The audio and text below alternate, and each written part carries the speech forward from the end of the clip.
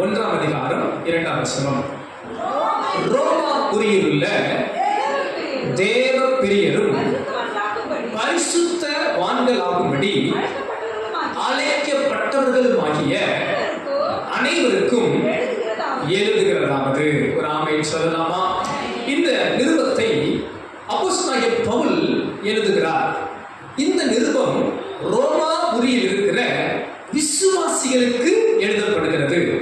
இவர் ரோமாபுரியில் உள்ள விசுவாசிகள் என்று குறிப்பிடாமல் ஒரு அருமையான வார்த்தையை இங்கு சொல்லுகிறார்.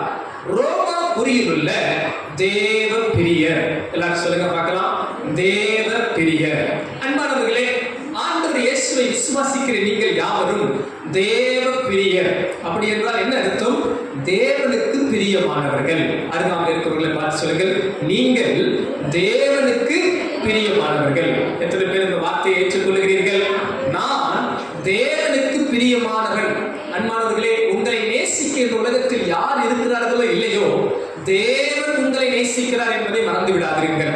உங்களை ஒருவரை நேசிப்பதற்கு பெற்றோர் இல்லாமல் இருக்கலாம், உங்களை ஒருவரை நேசிப்பதற்கு நண்பர்கள் இல்லாமல் இருக்கலாம், உங்களை ஒருவரை நேசிப்பதற்கு உறவுகள் இல்லாமல் இருக்கலாம்.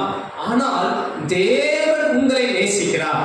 வேதம் உங்களை குறித்து சொல்லுகிறது, நீங்கள் தேவ பிரியர், தேவனுக்கு பிரியமானவர்கள். தேவன் உங்களை அதிகமாய் நேசிக்கிறார். தேவன் உங்கள் மீது மிகுந்த அன்பு கூறுகிறார். உங்களை அவர் தமது ரத்தத்தை தந்து, ஜீவனை தந்து மிக மிக அதிகமாக நேசித்திருக்கிறார். எத்தனை பேர் ஆமென் சொல்ல முடியும்? அல்லேலூயா. நீங்கள் தேவனுக்கு மிக மிக பிரியமானவர்கள். எல்லா நிருபங்களை பார்ப்பீர்கள் என்றால் இந்த ஒரு வார்த்தையை நீங்கள் பார்க்க முடியும். பிரியமானவர்களே, பிரியமானவர்களே. அன்பானவர்களே, இந்த ஆவியானவர் அப்போஸ்தலர்களை கொண்டு, கர்த்தருடைய தாசர்களை கொண்டு இந்த நிருபங்களை எழுதும் போதெல்லாம் இந்த அருமையான வார்த்தையை பயன்படுத்துகிறார். பிரியமானவர்களே. பாருங்கள், நீங்கள் தேவனுக்கும் பிரியமானவர்கள், கர்த்தருடைய ஊழியர்களுக்கும் பிரியமானவர்கள். உங்களை தேவனும் மிகுந்த அன்பினாலே நேசிக்கிறார். தமது ஊழியர்களும் தேவ சபையை அதிகமாய் நேசிக்கிறார்கள். நீங்கள் மிகுந்த அன்பு கூறப்படுகிறவர்கள். சொல்லுங்க, என்னை நேசிக்கிறதுக்கு தேவன் அநேகரை வைத்திருக்கிறார். அல்லேலூயா. அன்பானவர்களே, இந்த காலை நேரத்திலே நாம் தேவ பிரியராய் இருந்தாலும் இன்றைக்கு உலகத்தில் பலவித பிரியர்கள் இருக்கிறார்கள். பலவிதத்தில் பிரியப்படுகிறவர்கள் இருக்கிறார்கள். பல காரியங்களில், ஏன் நீங்களும் நானும் கூட பல காரியத்தில் பிரியப்பட வாய்ப்பு உண்டு. வேதத்தில் பார்ப்பீர்கள் என்றால் சிலரை குறித்து வேதம் சொல்கிறது, அவர்கள் மனிதரை பிரியப்படுத்தினார்கள். பிலாத்து இயேசுவை விடுவிப்பதற்கு பதிலாக பரபாசை விடுதலை பண்ணினான். காரணம் என்ன? அவன் ஜனங்களை, யூத ஜனங்களை, யூத அதிகாரிகளை பிரியப்படுத்தும்படியாக யாரை விடுதலை பண்ணவில்லை? இயேசுவை விடுதலை பண்ணவில்லை. யாரை விடுதலை பண்ணினான்? பரபாசை விடுதலை பண்ணினான். இந்த பிலாத்து யாரை பிரியப்படுத்தினான்? ஜனங்களை பிரியப்படுத்தும்படி. அன்றைக்கு அநேகர் வந்து எங்களுக்கு பரபாசை விடுதலை பண்ணும் என்று சொன்னதினால் ஜனங்களை பிரியப்படுத்துவதற்காக இயேசுவுக்கு பதிலாக பரபாசை விடுதலை ஆக்கினான். கொஞ்சம் யோசித்து பாருங்கள். இயேசு நல்லவர் என்பதை பிலாத்தும் அறிந்திருந்தான். இயேசு குற்றமில்லாதவர் என்பதை பிலாத்தும் அறிந்திருந்தான். அதே நேரத்தில் பரபாஸ் மிக மோசமானவன் என்பதை பிலாத்து அறிந்திருந்தான். ஆனால் பாருங்கள், இவன் மனுஷனை பிரியப்படுத்துவதற்காக என்ன செய்கிறான்? பரபாசை விடுதலை செய்துவிட்டு நீதிமானை, குற்றமில்லாதவரை, பரிசுத்தமுள்ள ஆண்டவரை சிலுவைக்கு ஒப்பு கொடுக்கிறார். கொஞ்சம் நீங்கள் நம்ம வாழ்க்கையில் சிந்தித்து பாருங்களேன். நீங்கள் சில நேரங்களிலே மனுஷரை பிரியப்படுத்த உங்கள் மனது அதிகம் சிந்திக்குமானால், நீங்கள் மனுஷரையே அதிகமாய் பிரியப்படுத்த யோசிப்பீர்கள் என்றால், நீங்கள் நீதி செய்வதற்கு பதிலாக அநீதி செய்ய வாய்ப்பு உண்டு. இந்த பிலாத்துவை போல நீதிமானாகிய, குற்றமில்லாத, பரிசுத்தராகிய இயேசுவை விடுவிப்பதற்கு பதிலாக இந்த பிலாத்து ஜனங்களை பிரியப்படுத்தும்படி பொல்லாத மனிதர், குற்றவாளி, கொலை குற்றங்கள், பல குற்றத்துக்கு உடன்பட்ட பரபாசை விடுதலை செய்கிறான். என்ன காரணம்? இவன் நல்ல அதிகாரி தானே, அதிகாரி, அவன் நீதி செலுத்துகிற இடத்தில் இருக்கிறவன். ஆனால் எங்கே மாறுகிறான்? ஜனங்களை பிரியப்படுத்தும் நிலை வந்தபோது இவன் மாறுகிறான். நீதி செய்யாமல் அநீதி செய்கிறான். அன்பானவர்களே, இந்த உலகத்தான் அநேகர் மனிதர்களை பிரியப்படுத்துகிற கூட்டம் பெருகி இருக்கிறது. ஆனால் நீங்களும் நானும் தேவ பிரியராய், தேவனுக்கு பிரியமானவர்களாய் தேவனே பிரியப்படுத்த வாஞ்சிக்க கர்த்தர் நமக்கு கிருபை தருவாராக. எத்தனை பேர் ஆமோதித்தோர் அல்லேலூயா சொல்ல முடியும்? அல்லேலூயா. நீங்க மனுஷரை ரொம்ப பிரியப்படுத்தணும்னு நினைச்சிட்டீங்கன்னா மனித உறவுகள், நண்பர்கள், மனித காரியங்களை பிரியப்படுத்த நினைச்சீங்கன்னா நீங்க கர்த்தருக்கு பிரியமானவர்களாய் வாழ்வது கொஞ்சம் கடினமாய் மாறிவிடும். பிலாத்து அநீதி செய்வது போல நாமும் நல்லது என்று அறிந்தும் நீதி என்று அறிந்தும் அநீதியவே செய்வோம். ஏனென்றால் மனுஷரை பிரியப்படுத்துகிற நோக்கம் நமக்கு வந்ததா? அன்பானவர்களே, அது மட்டுமல்ல, இந்த கடைசி காலத்திலே இன்னொரு வித பிரியரும் வருவார்கள். அது ஒரு அருமையான வார்த்தை, எடுத்து வாசிக்கலாமா? 2 தீமோத்தேயு 3ஆம் அதிகாரத்திலே இப்படி அநேக காரியங்கள் சொல்லப்பட்டிருக்கிறது. 2 தீமோத்தேயு 3ஆம் அதிகாரம் 1லிருந்து சில வசனங்களை நம்ம வாசிக்க போகிறோம். மேலும் கடைசி நாட்களில்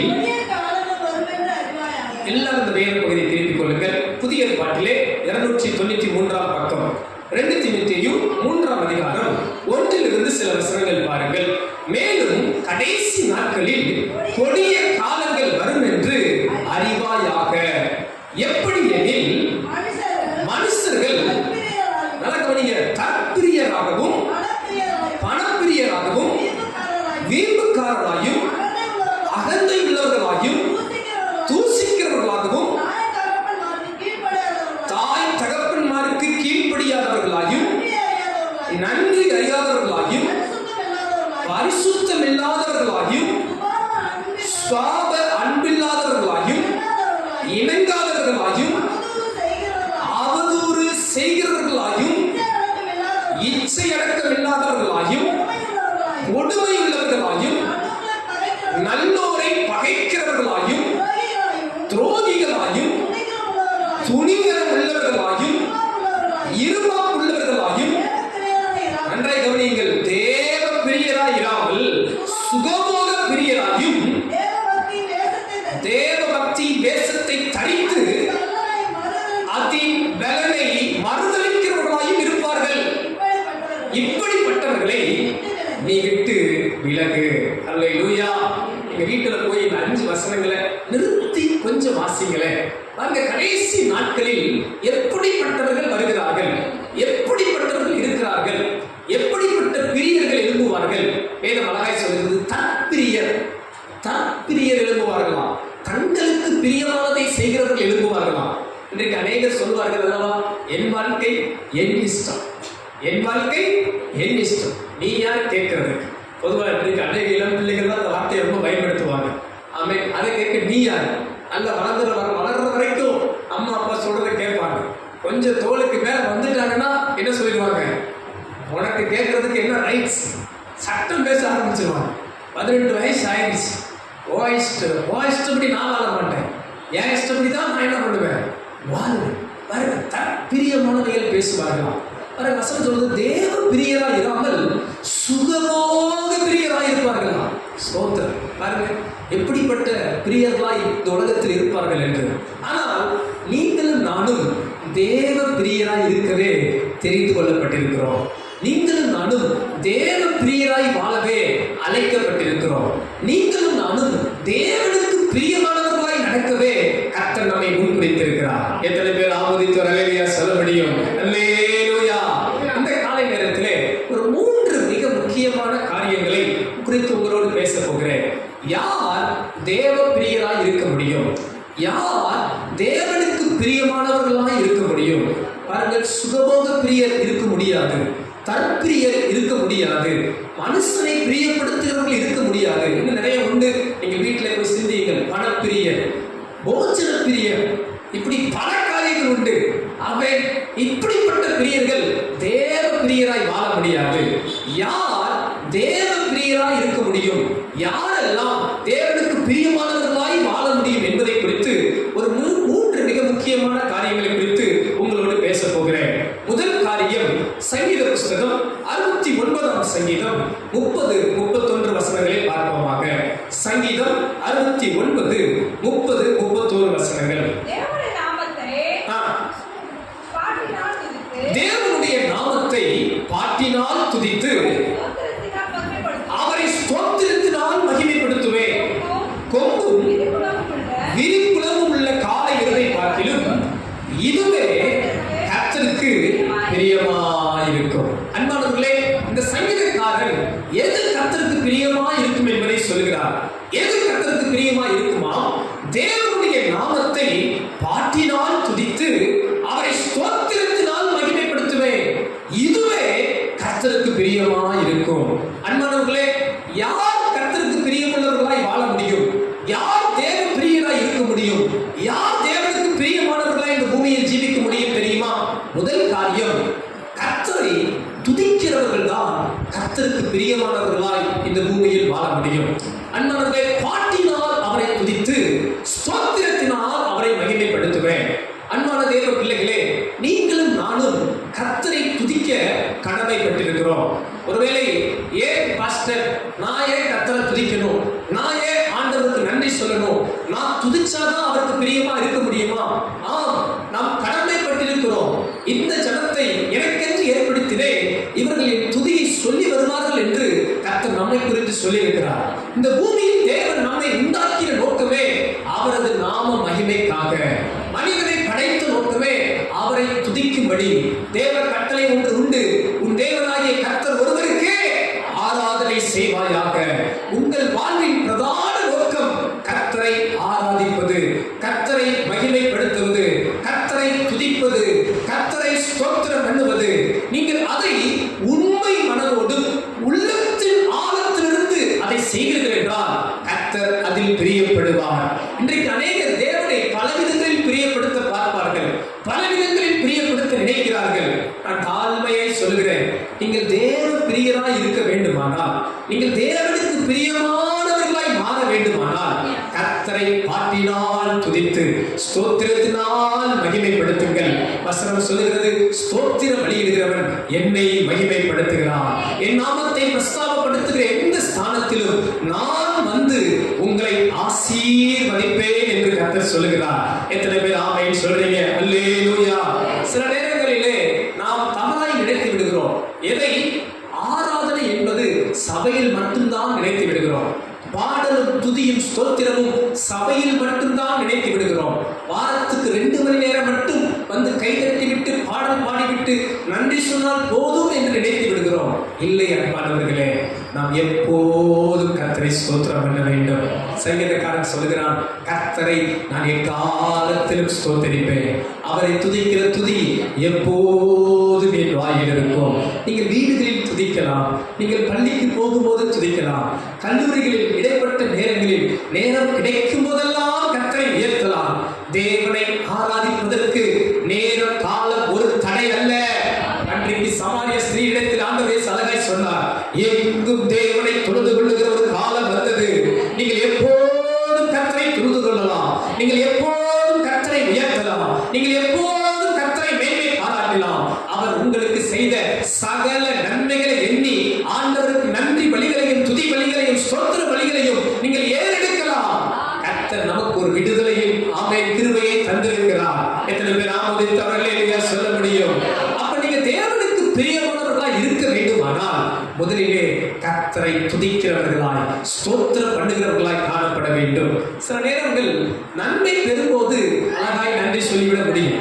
ஒரு ஆசீர்வாதத்துக்காக நீங்கள் ஜெபித்திருப்பீர்கள், கிடைத்து விட்டால் உங்களுக்கு யாருமே சொல்ல தேவையில்லை, நல்ல கர்த்தரை துதிச்சிருவீங்க. பாருங்க, வேதத்தில் எத்தனையோ அற்புதங்கள் பெற்ற உடனே ஜனங்கள் நல்லா துதிக்கிறாங்க.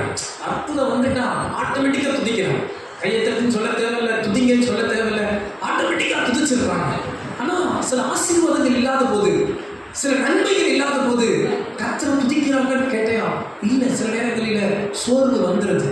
நன்மை நடக்காத போது, எதிர்பார்த்த ஆசீர்வாதங்கள் கிடைக்காத போது துதி வரமாட்டேன்றது, ஸ்தோத்திரம் வரமாட்டேன்றது, நன்றி அது வரல. ஆனா வேதம் என்ன சொல்றது தெரியுமா? 1 தெசலோனிக்கேயர் 5ஆம் அதிகாரம் 18ஆம் வசனத்திலே அருமையாக கர்த்தருடைய வார்த்தை சொல்கிறது. 1 தெசலோனிக்கேயர் 5ஆம் அதிகாரம் 18ஆம் வசனத்திலே ஆமென் வாசிங்க. எல்லாவற்றிலேயும் ஸ்தோத்திரம் செய்யுங்கள், அப்படி செய்வதே கிறிஸ்து இயேசுவுக்குள் உங்களை குறித்து தேவனுடைய சித்தமா இருக்கிறது. எல்லாரும் சேர்ந்து சொல்லுங்க, எல்லாவற்றிலேயும் ஸ்தோத்திரம் செய்யுங்கள். எல்லாரும் சொல்லுங்க, எல்லாவற்றிலேயும் ஸ்தோத்திரம் செய்யுங்கள். ஹல்லேலூயா. நன்மையானாலும் ஸ்தோத்திரம் செய்யுங்கள், தீமையானாலும் ஸ்தோத்திரம் செய்யுங்கள். ஆசீர்வாதம் கிடைத்தாலும் ஸ்தோத்திரம் செய்யுங்கள். ஆசீர்வாதங்கள் தடைபட்டு இருந்தாலும் ஸ்தோத்திரம் செய்யுங்கள். எல்லாவற்றிலேயும் நல்ல ஸ்தோத்திரம் பண்ணுங்கள். அப்படி செய்வதே தேவனுடைய சித்தமா இருக்கிறது. அன்பான தேவ பிள்ளைகளே, நீங்கள் எல்லா நேரங்களிலும் கர்த்தரை ஸ்தோத்திரிக்கிறவர்களா இருக்க வேண்டும். சபையில் கூட ஆராதனையும் ஸ்தோத்திரத்துக்கே வந்துவிட உற்சாகப்படுங்கள். 9 மணி ஸ்தோத்திரம் ஆரம்பிக்குதுன்னா அப்போதே நான் வந்து கர்த்தரை ஸ்தோத்திரம் பண்ண வேண்டும் என்று தீர்மானம் பண்ணுங்கள். ஏன்னா கர்த்தரை உயர்த்துவது, ஆராதிப்பது தான் தேவனுக்கு பிரியமுள்ளவர்களுடைய அடையாளங்களா இருக்கிறது. நீங்கள் கர்த்தரை ஆராதிக்க, கர்த்தரை உயர்த்த, கர்த்தரை ஸ்தோத்திரம் பண்ண பண்ண நீங்கள் தேவனுக்கு பிரியமானவர்களா இருப்பீர்கள். ஏனென்றால் கர்த்தர் இதிலே பிரியப்படுகிறார். நீங்கள் அப்படி செய்து பாருங்கள். கர்த்தர் உங்கள் வாழ்வை ஆசீர்வதிப்பதை நீங்கள் பார்க்க முடியும். நீங்கள் உண்மை மனதோடு கர்த்தரை ஆராதித்து பாருங்கள். கர்த்தர் உங்களை உயர்த்துவதை பார்க்க முடியும். கர்த்தர் உங்களை மேன்மைப்படுத்துவதை பார்க்க முடியும். கர்த்தர் உங்கள் வாழ்வை பெருகப் பண்ணுவதை நீங்கள் பார்க்க முடியும். ஒரு வாலிபனுடைய காரியத்தை குறித்து உங்களோடு சொல்ல விரும்புகிறேன். ஒரு வாலிப தம்பி, ஒரு தம்பி இருந்தான். அவனுக்கு பெற்றோர் இல்லை. அவன் வாழ்விலே நன்மை என்று சொல்ல ஒன்றுமே இல்லை. நல்ல வீடு இல்லை. ஒதுக்கப்பட்டவன், புறத்தள்ளப்பட்ட ஒரு வாலிபன். ஆனால் அந்த வாலிபன் கர்த்தரை துதிக்கிற வாலிபனா இருந்தான். எப்போதும் கர்த்தரை துதித்துக் கொண்டே இருப்பானா, எப்போதும் கர்த்தரை ஆராய்ந்து கொண்டே இருப்பானா. நன்றாக படித்தான். ஒரு கல்லூரி படிப்பை முடித்தான். பெரிய மார்க்கெல்லாம் எடுக்கல, ஃபர்ஸ்ட் ரேங்க், மெரிட் அப்படிலாம் மார்க் எடுக்கல. ஆனால் ஆண்டவருடைய கிருபையால் கொஞ்சம் நல்லா பாஸ் பண்ணுகிற அளவுக்கு ஒரு நல்ல மார்க் எடுத்தான். அவன், நான் சொன்னது போல, அவனை தூக்கி விடுவதற்கு யாரும் இல்லை. அவனை ஒரு மேலான இடத்துக்கு உயர்த்துவதற்கு யாரும் இல்லை. அவனுக்கு வழிகாட்டுவதற்கு யாரும் இல்லை. அவனோடு இருந்த ஒரு நண்பன், அவன் ஒரு நல்ல கம்பெனியில் ஒரு இன்டர்வியூக்கு போகும்போது, நான் இந்த கம்பெனிக்கு இன்டர்வியூக்கு போகிறேன், நீ வரையா என்று கேட்டானா. எனது மார்க்குக்கு இந்த கம்பெனிக்குள்ள நான் போகவே தகுதி இல்லாத ஆள், நான் அந்த கம்பெனிக்கு எப்படி போக முடியும் என்று தயங்கி இந்த வாலிபன் அந்த கம்பெனிக்கு இன்டர்வியூக்கு போயிருக்கிறான். அநேக 1000 பேர் அந்த கம்பெனி இன்டர்வியூவில் கலந்து கொள்ளும் போது இந்த ஒரே ஒரு வாலிபனை மட்டும் அவர்கள் தெரிந்து கொண்டார். இவன் கூட படித்த, நல்ல மதிப்பெண் எடுத்த, டாப் ரேங்க் எடுத்த அனைத்து நண்பன் தெரிந்து கொள்ளப்படவில்லை. இவனுக்கு ஆச்சரியமானது. இவன் அந்த ஹெச்ஆர் இடத்துல கேட்டானா, ஏன் என்னை தெரிந்து கொண்டீர்கள்? ஏனென்றால் பெற்றோர் இல்லை, நண்பர் இல்லை, நன்மை எதுவும் இல்லை. இவன் இப்படி ஆசீர்வாதம் பெறுவதற்கு தகுதியே இல்லை. அதற்கு அவர் சொன்னாரா, எனக்கே தெரியவில்லை, ஏன் உங்களை தெரிந்து கொண்டார் என்று. கடவுள் உங்களை நேசிக்கிறார் என்றே நினைக்கிறேன் என்று அவர் சொன்னாரா. அல்லேலூயா. இந்த காலை நேரத்தில் நான் தாழ்மையாக விசுவாசிக்கிறேன். துதிக்கிற, ஸ்தோத்திரிக்கிற ஒரு தேவ பிள்ளை தேவனுக்கு பிரியமானவர்களாய் இருப்பார்கள். தேவ பிரியராய் வாழ்வார்கள். தேவ பிரியராய் ஜீவிப்பார்கள். அப்படிப்பட்டவர்களை தேவன் நிச்சயமாகவே உயர்த்துவார். மனிதன் கொடுக்காத உயர்வுக்கு கொண்டு போவார். திறமைகளால், ஞானத்தால், பலத்தால் அடைய முடியாத வெற்றியை கர்த்தர் தருவார். கர்த்தரை ஆராதிக்கிற தேவ பிள்ளையின் வாழ்வில் ஆசீர்வாதத்திற்கு தடையில்லை, நன்மைக்கு தடையில்லை, செழிப்புக்கு தடையில்லை, உயர்வுக்கு தடையில்லை. காரணம் கர்த்தர் அதிலே பிரியமாய் இருக்கிறார். எத்தனை பேர் அதை விசுவாசிக்கிறீர்கள்? யார் தேவனுக்கு பிரியமானவர்களாக இருக்க முடியும்? கர்த்தரை ஆராதிக்கிறவர்கள் கர்த்தருக்கு பிரியமானவர்களாக இருக்க முடியும். கரங்களை சேர்த்து சொல்லலாமா? அடுத்த ஒரு காரியம் பார்க்கலாம். யார் தேவ பிரியராய், தேவனுக்கு பிரியமானவர்களாக இருக்க முடியும்? 1 சாமுவேல் 15ஆம் அதிகாரம் 22ஆம் வசனத்திலிருந்து சில காரியங்களை பார்க்கலாம். 1 சாமுவேல் 15ஆம் அதிகாரம், எல்லாரும் எடுத்து சேர்ந்து வாசிப்போம். 1 சாமுவேல் 15ஆம் அதிகாரம் 22ஆம் வசனத்திலிருந்து எல்லாரும் வேதத்தை புரட்டிக் கொள்ளுங்கள். 1 சாமுவேல் 15ஆம் அதிகாரம் 22ஆம் வசனம். பக்கம் பழைய ஏற்பாட்டிலே 360வது பக்கம், 22ஆம் வசனத்திலிருந்து சத்தமா சேர்ந்து வாசிக்கலாமா? அதற்கு சாமுவேல், கர்த்தருடைய சத்தத்துக்கு கீழ்ப்படிவதை பார்க்கிலும் சர்வாங்க தகனங்களும் பலிகளும் கர்த்தருக்கு பிரியமா இருக்குமோ? பலியை பார்க்கிலும் கீழ்ப்படிதலும், ஆட்டுக்கடாக்களின் இடத்தை பார்க்கிலும் செவி கொடுத்தலும் உத்தமம். இரண்டகம் பண்ணுதல் பில்லிசூனிய பாவத்திற்கும், முரட்டாட்டம் பண்ணுதல் அவபக்திக்கும், விக்கிரக ஆராதனைக்கும் சரியாய் இருக்கிறது. நீ கர்த்தருடைய வார்த்தையை புறக்கணித்தபடியினாலே அவர் உம்மை ராஜாவாய் இராதபடிக்கு புறக்கணித்து தள்ளினார் என்றார். அப்பொழுது சவுல் சாமுவேலை நோக்கி, நான் கர்த்தருடைய கட்டளை கட்டளையையும் உம்முடைய வார்த்தைகளையும் மீறினாலே பாவம் செய்தேன். நான் ஜனங்களுக்கு பயந்து அவர்கள் சொல்லை கேட்டேன். இப்போதும் நீர் என் பாவத்தை மன்னித்து நான் கர்த்தரை பணிந்து கொள்ளும்படிக்கு என்னோட கூட திரும்பி வாரும் என்றான். ஒரு ஆமென் சொல்லலாமா? ஆமென். யார் தேவ பிரியராய் இருக்க முடியும்? யார் தேவனுக்கு பிரியமானவர்களாய் இருக்க முடியும்? இந்த இடத்திலே ஒரு ராஜாவை குறித்து வேதம் சொல்லுகிறது. இஸ்ரவேல் தேசத்தின் முதல் ராஜா சவுல். எல்லாரும் சொல்லுங்க, யார் இஸ்ரவேல் தேசத்தின் முதல் ராஜா? சவுல். இந்த ராஜாவை தேவன் தெரிந்து கொண்டார். இவன் எப்படிப்பட்டவன் தெரியுமா? சமஸ்த இஸ்ரவேலில் இருக்கிற ஜனங்களை காட்டிலும் மிகவும் உயரமானவர், நல்ல பலன் உள்ளவர், நல்ல பராக்கிரமசாலி. அப்படிப்பட்டவனை கர்த்தர் தெரிந்து கொண்டார். ஆனால் பாருங்கள், இவனை தேவன் புறக்கணித்தார். இவன் மேல் தேவன் பிரியமாகவே இல்லை. இவன் தேவனால் புறக்கணிக்கப்பட்டவனாய் இருந்தான். காரணம் என்ன? ஒரு முறை ஆண்டவரிடத்தில் சொன்னார், அமலேக்கியர் ஒரு நாள் இஸ்ரவேல் ஜனங்கள் எகிப்திலிருந்து வரும்போது அவர்கள் தடை பண்ணினார்கள். கானான் தேசத்தை சுதந்திரிக்க வரும்போது அமலேக்கியர்கள் தடுத்தார்கள். இந்த காரியத்தை தேவன் நினைவு வைத்து, இந்த அமலேக்கிய ஜனம் முரட்டாட்ட ஜனம், இவர்கள் பாவம் செய்கிற ஜனம், இவர்களோடு யுத்தம் பண்ணி எல்லாரையும் அழித்து போடு என்று சொன்னார். இவன் யுத்தத்துக்கு போனான். ஆண்டவர் சொன்ன உடனே சில நேரங்கள் நாம் உடனே கீழ்ப்படுகிறது போல இவனும் தன் படையை எடுத்துக்கொண்டு யுத்தத்துக்கு போகிறான். வெற்றி கிடைத்தது, ஜெயம் கிடைத்தது. ஆனால் கர்த்தர் சொன்னபடி எல்லாவற்றையும் அழிக்கவில்லை. அவன் பாருங்கள், அங்கு இருக்கிற சில நலமானவைகளை தங்களுக்காக எடுத்துக் கொள்கிறார்கள். அதற்கு அவனே சொல்லுகிறான், இவன் ஜனங்கள் சொல்லை கேட்டானா. நாம் ஆரம்பத்திலேயே பார்த்தோம், சிலர் மனுஷரை பிரியப்படுத்த நினைப்பார்கள். இந்த சவுல் என்ன நினைத்தான்? தேவ சத்தத்தை காட்டிலும் தேவனுடைய வார்த்தையை காட்டிலும் மனுஷரை பிரியப்படுத்தும்படி தனக்கான சில நல்ல கொழுமையானவைகளை எடுத்துக் கொள்கிறார். அப்போது கர்த்தர் சாமுவேல் எடுத்து சொல்கிறார், போய் சவுலை பார்த்து சொல், எனக்கு பலியை பார்க்கிலும் கீழ்ப்படிதல் தான் எனக்கு பிரியம். ஆட்டு கிடாக்களின் இடத்தை பார்க்கிலும் எனக்கு செவிப்படுத்தல் தான் பிரியம் என்று கர்த்தர் இந்த ராஜாவை தள்ளிவிட்டார். ஞானம் உள்ளவன், பலன் உள்ளவன், உயரம் உள்ளவன், முதல் ராஜா. ஆனாலும் இவன் தேவனுக்கு பிரியமில்லாதவனாய் போனதற்கு காரணம் கீழ்ப்படியாமை. கீழ்ப்படியாமை. ஆண்டவர் அவனை பார்த்து சொன்னார், சவுலே, நீ எத்தனையோ பலியை கொடுக்கலாம், ஆனால் கீழ்ப்படியாதவரை நீ எனக்கு பிரியமானவனாய் இருக்க முடியாது. நீ எத்தனையோ காணிக்கைகளை செலுத்தலாம், நீ கீழ்ப்படியாதவரை எனக்கு பிரியமுள்ள ஒரு ராஜாவை நீ வாழ முடியாது என்று இவனை புறம் தள்ளினான். அன்பானவர்களே, இரண்டாவது மிக முக்கியமான காரியம், யார் தேவனுக்கு பிரியமானவர்களாக இருக்க முடியும் தெரியுமா? கர்த்தருக்கு கீழ்ப்படுகிறவர்கள் தான் மிக மிக அவருக்கு பிரியமுள்ளவர்களாக இருக்க முடியும். சில நேரங்களிலே இந்த கீழ்ப்படிதல் என்ற வார்த்தையை சிறு வயதிலிருந்து நம்ம கேட்டு கேட்டு கொஞ்சம் புளிச்சே போயிடுச்சு. இந்த கீழ்ப்படிதலை குறித்து பேசுறது ரொம்ப ஈஸி, ஆனால் அதை நடைமுறைப்படுத்துவது ரொம்ப கடினம் போல இருக்கும். சிறு பிள்ளைகள் முதற்கொண்டு பாருங்கள், பெற்றோர்கள் நம்ம எவ்வளவு கஷ்டப்படுறோம். பிள்ளைகள் கேட்க மாட்டேன்றாங்களே பாஸ்டர் அப்படின்னு நினைப்போம். இன்னும் வாலிப பிள்ளைகள்லாம் சொல்லவே தேவையில்லை, கர்த்தர் மன்னிப்பாராங்க. இன்னைக்கு என் மேல எத்தனை கல் விழுது தெரியல, சோத்திரம், எப்ப பாரு பாஸ்டர் கீழ்ப்படி கீழ்ப்படி சொல்றாரு அப்படின்னு நீங்க நினைக்க கூடும். சரி பாருங்க, இந்த கீழ்ப்படிதல் என்ற வார்த்தை ஆரம்பத்திலிருந்து கொஞ்சம் கடினமுள்ள வார்த்தை போல இருக்கலாம், ஆனால் ஆசீர்வாதத்தின் அஸ்திவாரமே கர்த்தர் கீழ்ப்படிதல் வைத்திருக்கிறார். பாருங்க, நீங்களும் நானும் ஆண்டவர் இயேசுவை தொழுது கொள்கிறோம். எத்தனை பேர் ஆண்டவர் இயேசுவை ஆராதிக்கிறீர்கள்? அல்லேலூயா. அவர் எவ்வளவு பெரியவர், எவ்வளவு பெரியவர் இயேசு. பெரியவரா இல்லையா?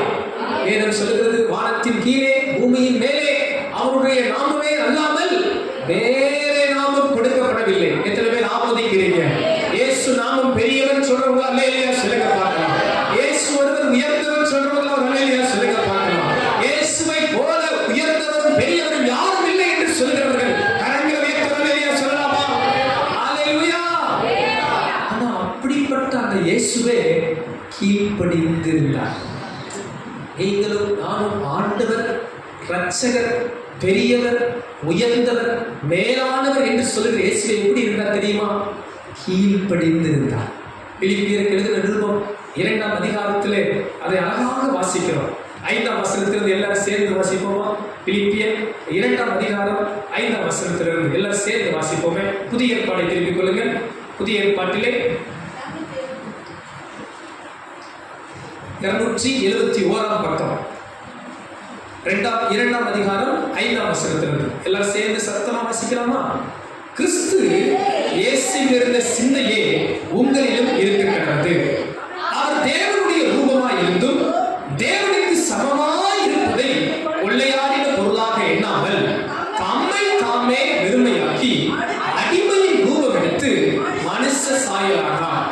அவர் மனுஷ ரூபமாய் காணப்பட்டு மரண பரியந்தம், அதாவது சிலுவையின் மரண பரியந்தமும் கீழ்ப்படிந்தவராகி தம்மை தாமே தாழ்த்தினார்.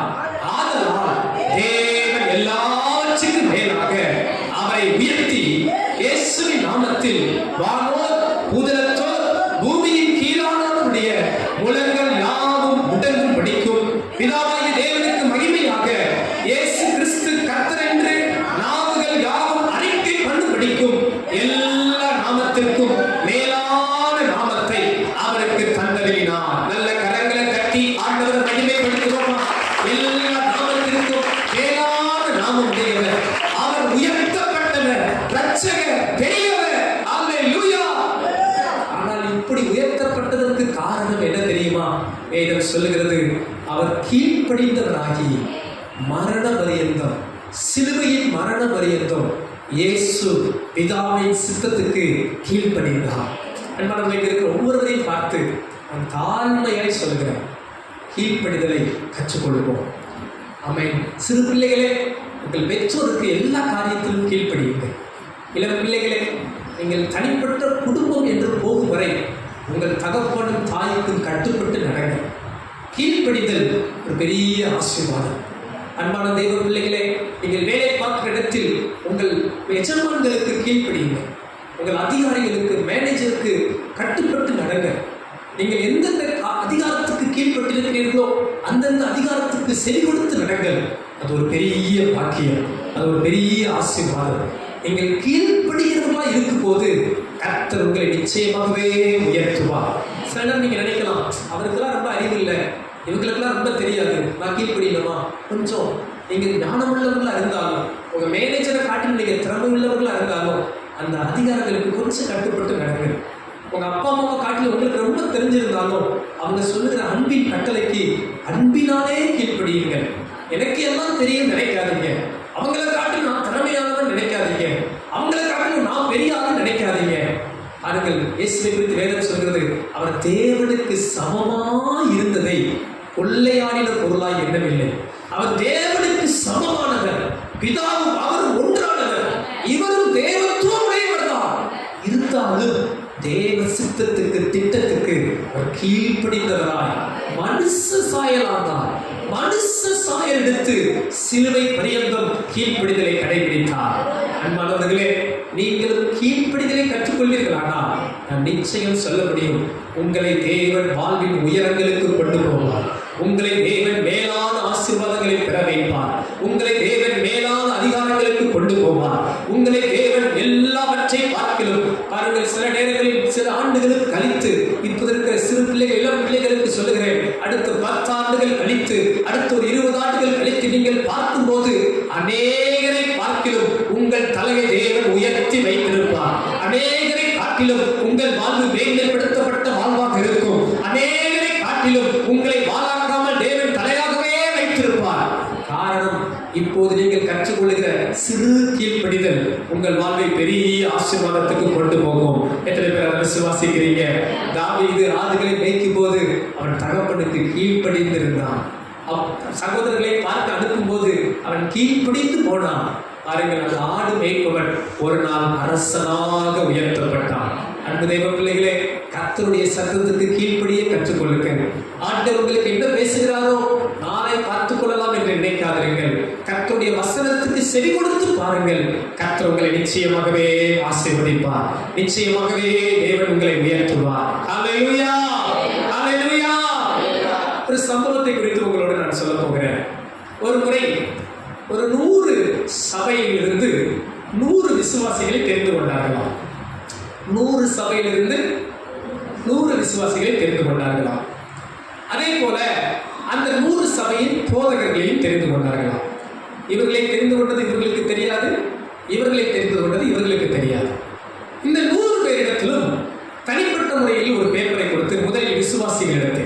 விசுவாசிகளிடத்தில் ஒரு பேப்பரை கொடுத்து, உங்கள் போதகர் யாரை அதிகம் நேசிக்கிறார் என்று கேள்வி கேட்டார்களாம். அதற்கு அவர்கள் பதில் எழுதி தர வேண்டும். உங்கள்கிட்ட ஒரு பேப்பர் கொடுத்து இந்த கேள்வி எழுதித்தாங்கன்னு சொல்லலாமான்னு நினைச்சேன். வேண்டாம், உங்களை நான் சோதனைக்கு உட்படுத்தப்படவில்லை. அப்ப அந்த 100 வெவ்வேறு சபை விசுவாசிகள், 100 வெவ்வேறு சபை போதகர். அப்ப இந்த 100 விசுவாசிகளும் அவர்கள் மனதில் பட்டதை எழுதினார்கள். சிலர் என்ன எழுதினார்கள்? எங்க பாஸ்டருக்கு அவங்க சொந்தக்காரங்க ரொம்ப பிடிக்கும். ஏன்னா அந்த சபையில சிலர் சொந்தக்காரங்க வந்திருப்பாங்க, அதனால சிலர் எழுதினார்கள். சிலர் எழுதினார்கள், எங்க பாஸ்டருக்கு எங்க கூட ரொம்ப பேசுறோம், அவர் கூட ரொம்ப பேசுறவங்கள ரொம்ப பிடிக்கும் அப்படின்னு சிலர் எழுதினார்கள். இது மாதிரி அநேக காரியங்கள் எழுதினார்கள். சிலர் என்ன எழுதுறாங்க, எங்க பாஸ்டருக்கு பணக்காரங்க தான் ரொம்ப பிடிக்கும், எங்க பாஸ்டர் பணக்காரங்க கூட நல்லா அவங்க ட்ரெஸ் பண்ணுவாங்க, அவங்க வீடு பெருசா இருக்கும், அதனால அவங்க கூட பேசுவாங்கன்னு எழுதினார்களாம். சிலர் எழுதினாங்களாம், எங்க பாஸ்டருக்கு அதிகம் கொடுக்குறவங்க தான் ரொம்ப பிடிக்கும், தசமபாகம் கொடுக்குறவங்க, காணிக்கை கொடுக்குறவங்க, அப்படிதான் ரொம்ப பிடிக்கும் அப்படின்னு 100 பேர் எழுதினதில் எடுத்து பார்க்கும்போது சராசரி 80% பேர் எதை எழுதியிருந்தார்களா, அதிகம் பணம் கொடுக்குறவங்களை பாஸ்டருக்கு பிடிக்கும் அப்படின்னு எழுதியிருந்தார்களா. சரி, இது ஒரு பக்கம் இருக்கும்போது 100 போதகர்களுக்கு ஒரு பேப்பர் கொடுத்தார்கள். 100 போதகர்களுக்கு பேப்பர் கொடுத்து யாருக்கு யாரும் சொல்லல, அது மாதிரி விசுவாசிகளுக்கு யாருக்கும் சொல்லல. அப்ப இந்த 100 போதகர்களின் பேப்பரை கொடுத்து அவங்ககிட்ட ஒரு கேள்வி கேட்டாங்களாம், உங்களுக்கு உங்க சர்ச்சில் விசுவாசிகள் வர்றாங்களே, உங்களுக்கு எந்த விசுவாசியை பிடிக்கும் அப்படின்னு கேள்வி கேட்டாங்களாம். சோத்திரம், நல்ல கேள்வியா இருக்குல்ல? என்கிட்ட ஒரு பேப்பரை கொடுத்து நீங்க கேட்குறீங்களா? இந்த 100 பேரும் எழுதினார்கள். இந்த 100 பேர் எழுதிட்டு பேப்பரை கரெக்ட் பண்ணி வாங்கி பார்த்தா இந்த 100 பேருடைய பதிலும் ஒரே பதில் தான் இருந்தது. என்ன தெரியுமா? எங்களுக்கு கீழ்ப்படுகிற விசுவாசியை தான் பிடிக்கும். 100 போதகர்களும் 100 வெவ்வேறு சபை, 100 வெவ்வேறு போதகர்கள். அப்படி இந்த 100 பேர் ஒருவரிலிருந்து ஒருவருக்கு தெரியாது.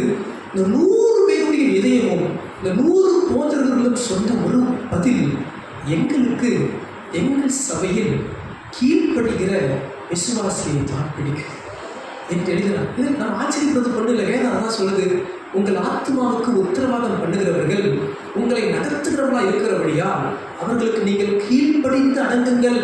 அவர்கள் உங்களை துக்கமா நடத்தக்கூடாது, நீங்க அந்த மேய்ப்பருக்கு கீழ்ப்படிந்து நடக்க வேண்டும் என்ற வசனம் சொல்லுதில்ல. இந்த ஊழியர்கள் 100 பேரும் ரொம்ப சரியான பதிலையே எழுதியிருக்கிறாங்க. யாரும் பாருங்க, யாரும் சொல்லலை, யாரும் கேட்கல. இந்த 100 ஊழியர்களும் எழுதின ஒரு பதில், எங்களுக்கு கீழ்ப்படுகிற விசுவாசிகளையே பிடிக்கும். அந்த விசுவாசிகள் என்னென்ன பதில் எழுதியிருந்தாங்க? அவங்க நினைச்சதுல என்னென்ன நினைச்சிருந்தாங்க? அவங்க நினைச்சதெல்லாம் வித்தியாசமா இருந்துச்சு. சரி, இப்போ ஒரு பக்கம் இருக்கட்டும், நான் அப்படியே இந்த சம்பவத்தை ஆண்டவரோடு சிந்தித்து பார்க்கிறேன். பூமிக்குரிய ஒரு சபை மேய்ப்பனுக்கே, பூமிக்குரிய ஒரு சபையின் போதகருக்கே, ஒரு ஆவிக்குரிய தகப்பனுக்கே, ஒரு மேய்ப்பனுக்கே ஒரு கீழ்ப்படுகிற விசுவாசியைத்தான் பிடிக்குமானா, வானத்தையும் பூமியை படைத்த சர்வ வல்ல தேவன், பிரதான மேய்ப்பன், அவருடைய இதயம், அவருக்கு விருப்பமானவர்கள், அவருக்கு பிரியமானவர்கள் யார் கேட்பீர்கள் என்றால் நிச்சயம் சொல்ல முடியும், அவருக்கு கீழ்ப்படுகிறவர்களையே தேவன் பிரியம் கொள்ளுகிறார். பலியை பார்க்கலும் கீழ்ப்படிதலும், ஆட்டுக்கடாக்களின் இடப்பையை பார்க்கலும் செவி கொடுத்தலும் உத்தமம். என் தாழ்மையான ஒரு வேண்டுதல், உங்க உள்ளத்துல இன்னைக்கு ஒரு ஆணித்தரமான ஒரு தீர்மானம் பண்ணிக்கொள்ளுங்கள். நான் கர்த்தருக்கு கீழ்ப்படிதலையே தெரிந்து கொள்ளுவேன். உலகத்துக்கோ மனுஷனுக்கோ மற்ற எந்த காரியத்துக்கோ அல்ல, என் தேவ பிரமாணத்துக்கு, என் தேவ வசனத்துக்கு செவி கொடுத்தலையும் கீழ்ப்படிதலையும் நான் ஆணித்தரமாய் என் இதயத்தில் பதித்துக் கொள்ளுவேன் என்று அர்ப்பணித்து பாருங்கள். தேவன் உங்களை நிச்சயமாகவே ஆசீர்வதிப்பார். கரங்களை உயர்த்தி அல்லேலூயா சொல்லலாமா? அல்லேலூயா. கடைசியாய் ஒரு காரியம், யார் தேவனுக்கு பிரியமானவர்களாய் இருக்க முடியும்? 1 நாளாகமத்தின் புஸ்தகம் 29ஆம் அதிகாரம் 17வது வசனம். 1 நாளாகமம் 29ஆம் அதிகாரம் 17வது வசனம். என் தேவனே, நீர் இருதயத்தை சோதித்து உத்தம குணத்தில் பிரியமாயிருக்கிறீர் என்பதை அறிவேன். இவையெல்லாம் உத்தம இருதயத்தோடே மனப்பூர்வமாய் கொடுத்தேன். இப்பொழுது இங்கே இருக்கிற உம்முடைய ஜனமும் உமக்கு மனப்பூர்வமாய் கொடுக்கிறதை கண்டு சந்தோஷித்தேன். ஒரு ஆமென் சொல்லலாமா? அல்லேலூயா.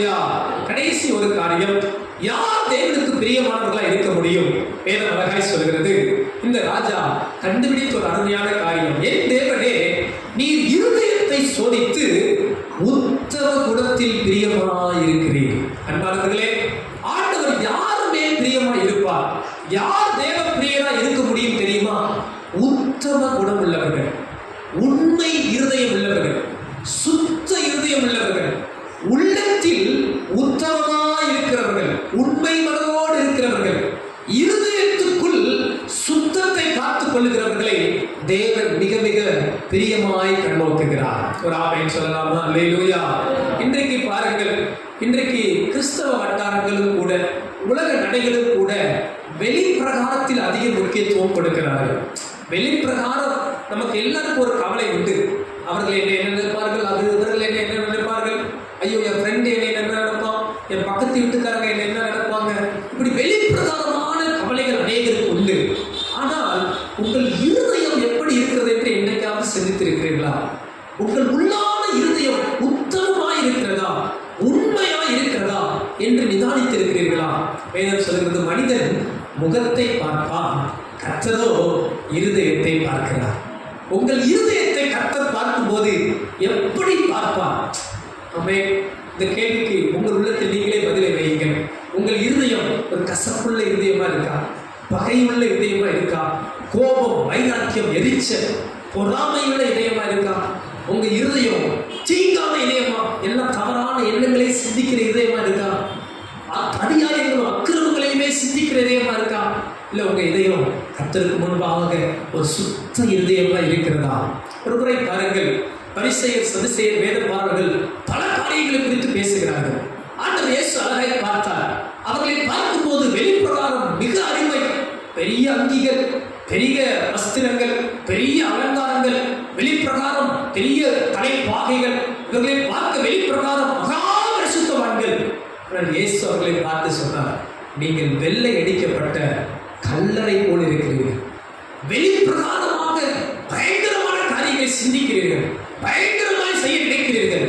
சில நேரம் பிள்ளைகள் பாருங்களேன், வெளிப்பிரகாரத்தையே பார்ப்பார்கள். நான் உங்களை தாழ்மையை உற்சாகப்படுத்துறேன். நீங்க யாரையும் வெளிப்பிரகாரம் பார்த்து நீங்க ஒரு ஆளை ஜட்ஜ் பண்ணிடாதீங்க. வெளிப்பிரகாரமா ஒரு ஆளை பார்த்து நியாயம் தீர்த்துறாதீங்க. வெளிப்பிரகாரமா ஒருத்தவங்களுடைய உடைகளை பார்த்து, அவர்கள் முகங்களை பார்த்து, இல்ல அவங்களுடைய எந்த காரியத்தையும் பார்த்து நியாயம் தீர்க்காதீங்க. வெளிப்பிரகாரமா பார்த்து அவங்க பெரிய ரொம்ப நல்லவங்க அப்படின்னு நினைச்சிடாதீங்க. உள்ளத்தை தான் கர்த்தர் பார்க்கிறார், உள்ளத்தை தான் தேவன் பார்க்கிறார்.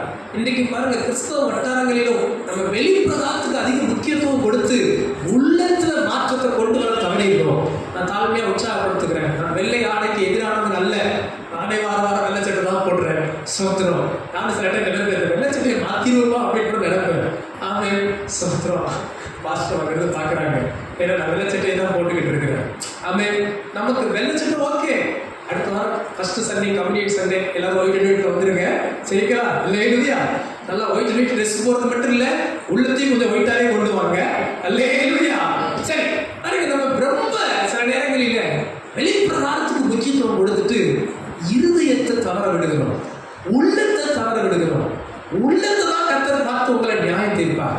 உங்க இருதயத்தை கர்த்தர் பார்க்கிறார். நான் தாழ்மையா உங்களை உற்சாகப்படுத்துறேன். யார் கர்த்தருக்கு பிரியமானவங்கள இருக்க முடியும் தெரியுமா?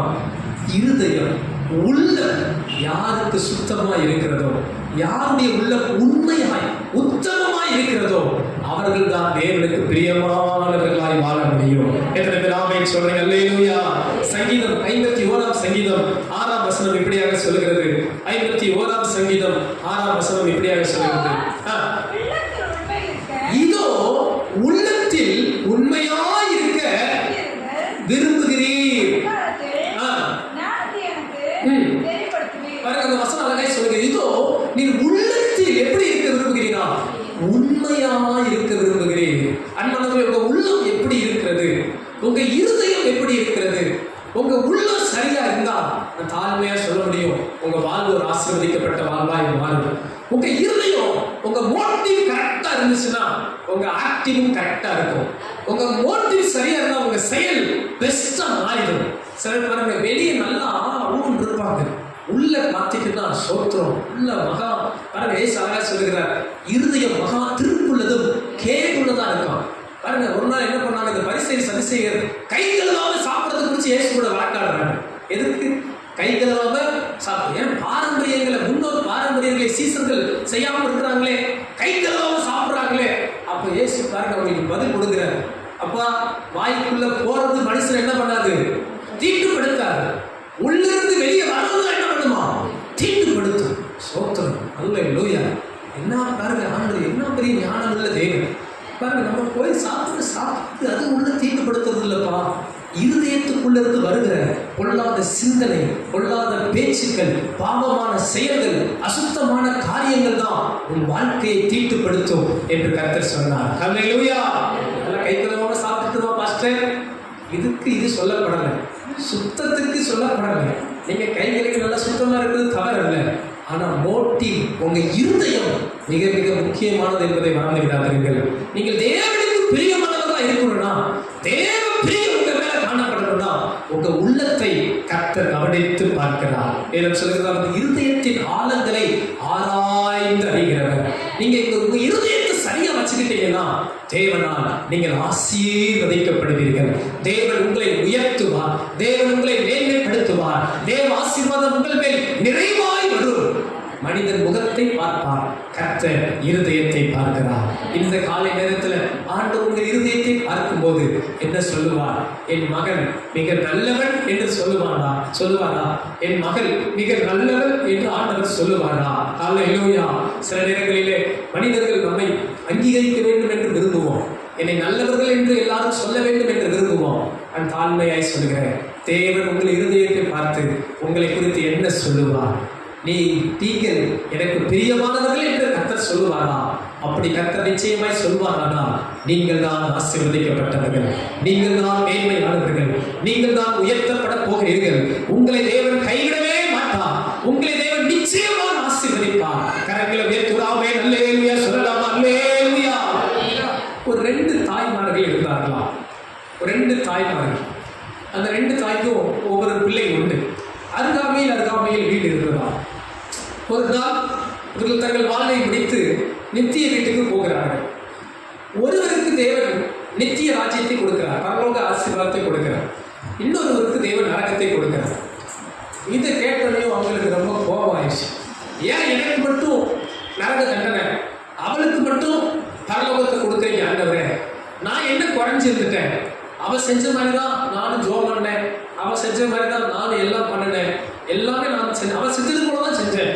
தான தர்மம் கூட அவள் கொடுத்தது மாதிரி தான் நான் கொடுத்தேன். ஏன் என்னை இப்படி நரகத்துக்கு அனுப்பிட்டீங்க ஆண்டவரை கேட்கும் போது, அப்ப அங்கிருந்து ஒரு தேவதூதன் ஒரு சம்பவத்தை சொன்னாரா. சரி, நீங்க 2 பேரும் ஒரு நாள் தான தர்மம் கொடுத்தீர்களா என்று கேட்டவுடன், ஆமாம் நாங்க 2 பேரும் ஒரு நாள் தான தர்மம் கொடுத்தோம். எப்படி கொடுத்தீர்கள் என்று கேட்டபோது அதுக்கு முதல் பெண்மணி சொன்னால், அவர்களிடத்தில் கேட்க வந்த ஒரு ஏழை பெண்ணுக்கு தன் மகனை அழைத்து நீ கொஞ்சம் அரிசி அள்ளி கொடுப்பா என்று சொல்லி தன் மகனை விட்டு என்ன பண்ணாங்களாம்? அரிசி அள்ளி போட விட்டாங்க. இதை பார்த்தது பக்கத்து வீட்டுக்காரம்மா என்ன பண்ணாங்களாம்?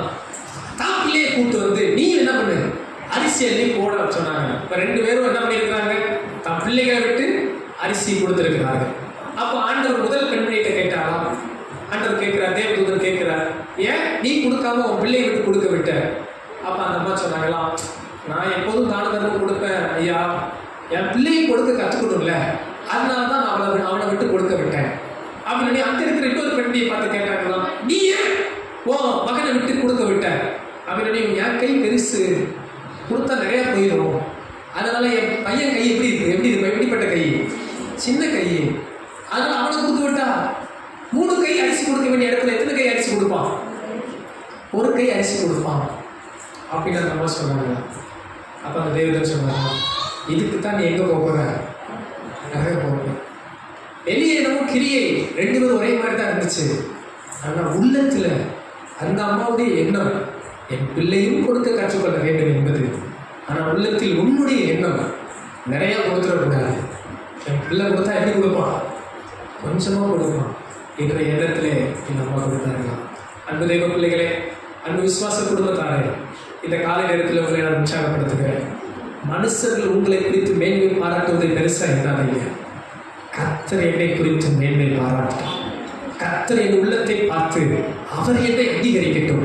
நான் தேவனுக்கு பிரியமானவனாய் வாழ என் உள்ளத்தை உத்தமத்தில் காத்துக்கொள்ள கர்த்தர் கிருபை தருவாராக. ஹல்லேலூயா. அநேக காரியங்களை நான் எடுத்து வைத்தேன். ஆனால் இந்த 3 காரியங்களை குறித்து மட்டும் பேச ஆண்டவர் எனக்கு நினைவூட்டினார். நீங்கள் வேதத்தில் ஆராய்ந்து பாருங்கள். இன்னும் நான் தேவனுக்கு பிரியமானவனாய் மாற நான் என்ன செய்ய வேண்டும்? ஒரு 3 மிக அடிப்படையான காரியத்தை சொல்லிக் கொடுக்கிறேன். முதலாவது, கர்த்தரை ஆராதிக்கிற பிள்ளைகளாக இருக்க. ஞாயிற்றுக்கிழமை ஆராதனை மட்டுமோடு நிறுத்தி விடாதீர்கள்.